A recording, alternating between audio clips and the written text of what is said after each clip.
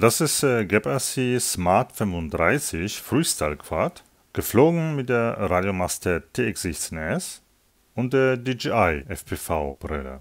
Vorne die KDX Nebula Nano-Kamera mit dem Vista-Modul. Die 1404 Motoren haben 3850 kV auf den 4 mm dicken Carbonarmen. 3,5 Zoll Emax Propeller sind drauf. Hinten eine Crossfire-Antenne, die ich zusätzlich mit Kabelbinder an den Armen gesichert habe. Innen ist ein F4 FC mit 35 Ampere ESCs, die ohne RPM-Filter laufen. Hier fliege ich mit einem kleinen 650 mAh 4S Akku, damit ich unter 250 Gramm mit der Gap RC Naked GoPro 8 Kamera fliegen kann.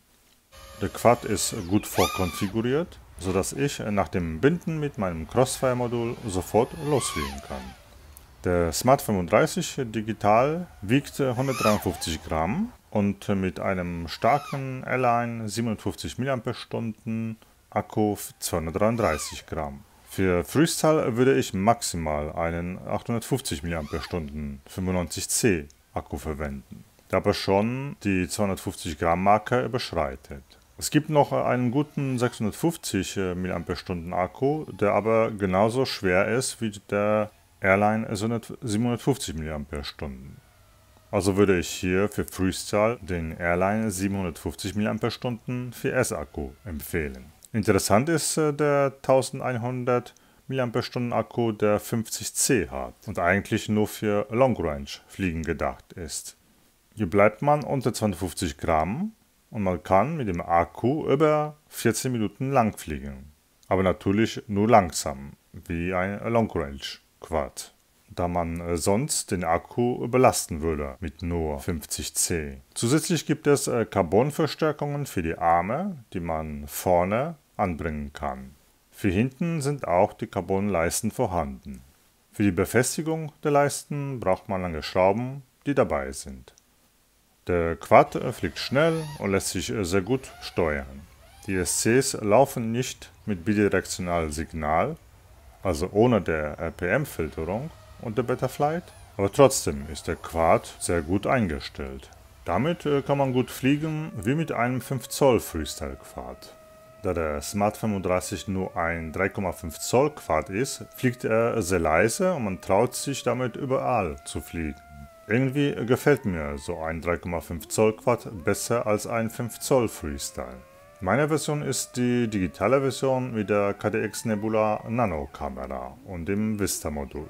Es gibt auch noch die analoge Version mit der guten KDX Ratel 2 Kamera und einem Videosender, der 25 bis 600 mW sendet. Man erhält den Smart 35 mit einem Crossfire oder FrSky Empfänger. Eigentlich hätte ich mir bei der digitalen Version eine bessere Kamera wie die KDX Nebula Pro gewünscht. Aber leider sind die Kameras bei der Produktion von dem Smart 35 nicht verfügbar gewesen, wegen dem Mangel an Chipsätzen weltweit. Somit gibt es den Smart 35 nur mit der KDX Nebula V2 Kamera, die nur in 16:9 das Video überträgt und keine niedrige Latenzzeit Option in der DJI-Brille unterstützt. Aber man kann bei Bedarf leicht die Nebula-Kamera gegen eine Nebula Pro austauschen. Hier die Aufnahme wurde mit der Gap RC Naked GoPro Hero 8 Kamera mit 2,7K in 4:3 aufgenommen. Das Ganze habe ich mit Really Steady Go in 16:9 als Superview Video umgerechnet. Daher sind jetzt die Bewegungen super weich. Die Gap RC Naked GoPro 8 finde ich super, weil die Kamera sehr leicht ist und man alle Einstellungen mit einem QR-Code machen kann, den man einfach vor die Kamera hält. Mehr Informationen findest du in meinem letzten Video über die Gap RC Naked GoPro 8 Kamera.